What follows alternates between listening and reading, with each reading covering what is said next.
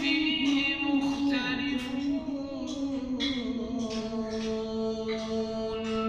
كلا سيعلمون ثم كلا سيعلمون ألم نجعل الأرض مهادا والجبال أوتادا وخلقناكم أزواجا وجعلنا نومكم سباتا وجعلنا الليل لباسا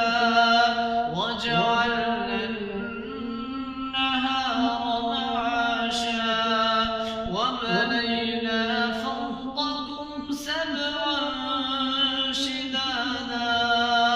وجعلنا سراجا وهاجا وأنزلنا من المعصرات ماء ثجاجا لنخرج به حبا ونباتا وجنات ألفافا إن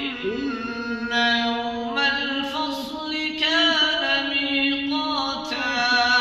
يوم ينفخ في الصور فتأتون أفواجا